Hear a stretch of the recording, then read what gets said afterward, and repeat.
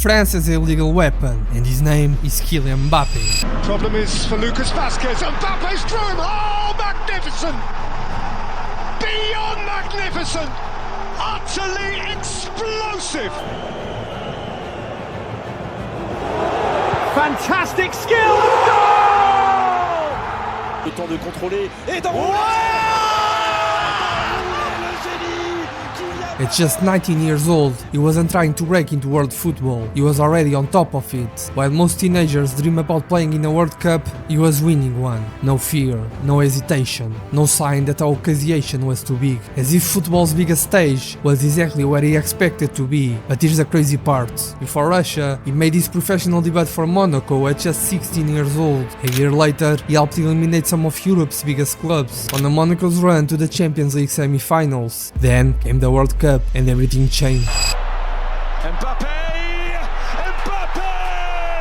Mbappe didn't arrive to learn, he arrived to dominate. He tore through Argentina in the round of 16 with one of the most explosive performances the tournament had ever seen. His pace was terrifying, his decision making was calm, and every time he touched the ball, it felt like something was about to happen. By the end of the tournament, France were world champions, and Mbappe had become only the second teenager in football history to score in a World Cup final. The first, Pelé. 60 years separate those two goals. This is the beginning of a career that is becoming bigger every single season. By the time the celebrations ended, every major club in Europe wanted him, because they weren't looking at the talented young star anymore, they were looking at the next global superstar, and that's what makes Mbappe different. His greatest weapon has never been his speed. The real reason defenders struggle against Mbappe is that he thinks faster than they do. Watch him closely, his runs aren't random. Every angle, every burst, every change of direction is designed to force one defender into making a choice. And in football, the moment a defender hesitates, he's already lost. His timing is almost impossible to defend. Mbappe almost always finds the perfect moment, then comes acceleration. His movement creates space for everyone else, and that's why managers build attacks around him. We saw the perfect example against Argentina in 2018. Mbappe picked up the ball inside his own half, accelerated past defender after defender, covered almost 60 meters, won a penalty, and completely changed the momentum of the match. That run wasn't just raw pace, it was confidence, timing, decision making. Every touch had a purpose. 4 years later, the World Cup final. For almost 80 minutes, France looked beaten, Argentina controlled the game, and the trophy seemed gone. Then Mbappe reminded everyone why great players never stop believing. In less than 2 minutes, he scored twice, one penalty and one stunning volley. Just like that, the entire final changed. A match that looked finished was suddenly alive again. That came extra time, Argentina scored. Most players would have accepted defeat. Mbappe didn't. He won another penalty and converted it, and completes the first World Cup final hat-trick since '66. France eventually lost on penalties, but somehow Mbappe walked away with his reputation even stronger, because trophies matter, but performances like that become part of football history. By the age of 23, he had already produced two of the greatest individual World Cup campaigns ever seen, and he was only getting started. If you are enjoying this video, hit like and subscribe, because Mbappe's story is about to get even crazier. If Russia 2018 introduced Mbappe to the world, Paris turned him into a global superstar. At Paris Saint-Germain, goals, records and winning Ligue 1 became routine. The only thing that wasn't routine was everything happening off the pitch. As Mbappe grew into one of the biggest names in football, his influence inside the club seemed to grow with him. Every transfer window, every contract negotiation, every rumor, somehow his name was at the center of it. Fans started making jokes. Some called him the president, others the dictator. The idea was simple. Whether it was fair or not, people believed nothing happened at PSG without Mbappe having a say. And while the internet turned into a meme, Mbappe kept doing the only thing he could control, scoring goals season after season. Pressure didn't slow him down, neither did expectations. Imagine sharing a dressing room with players like Messi and Neymar, knowing every headline would compare you to both of them. But for him, it became normal. Every season brought the same question: would he finally deliver the Champions League? That became the one trophy missing from the collection. People expected Europe, and eventually, how long could he stay in Paris? For years, one club kept appearing in every rumor: Real Madrid. Every transfer window felt the same. The speculation became almost as famous as the player himself. After years of waiting, it finally happened. Kylian Mbappé became a Real Madrid player. One of football's longest transfer rumors was finally over, but joining Madrid isn't the finish line. It's the beginning of a completely different challenge, because Real Madrid doesn't celebrate potential, it celebrates history. Every great player who walks through those doors is judged by one thing: Champions League trophies, Ballon d'Ors, legacy. Those expectations belong to Mbappe. He's no longer the young superstar with unlimited time. He's entering the years that define careers, the years where talent has to become greatness. And that's exactly why the next chapter of this story might be the most important one yet, because there's one player chasing those same goals, one player who could define this generation alongside him. For almost 20 years, football belonged to two names: Lionel Messi and Cristiano Ronaldo. Every Ballon d'Or, every Champions League night, every football debate. Eventually, it always came back to them. But now, that era is coming to an end, and once again, football is searching for its next rivalry. The two names that keep coming up are Kylian Mbappé and Erling Haaland. On paper, they are chasing exactly the same things, but the way they play couldn't be more different, because Haaland, he doesn't need 30 touches, he doesn't even need much space. Give him one chance and then the game can be over. His movement inside the box, his positioning, his finishing, they are ruthless. One wins games with imagination, the other wins them with relentless efficiency. Different styles, same obsession, winning. That's why comparing them isn't easy. They are solving the same problem in completely different ways. That's exactly what makes this rivalry so exciting. Two players, two completely different styles, pushing each other to even greater heights. Every season, every Champions League campaign. Maybe 20 years from now, people won't ask who was better. They will simply remember that they were lucky enough to watch both. If you enjoyed this video, let me know in the comments. Who are you taking, Kylian Mbappé or Erling Haaland? If you enjoyed this deep dive, don't forget to like and subscribe. Thanks for watching, and I'll see you in the next one. Follow for more.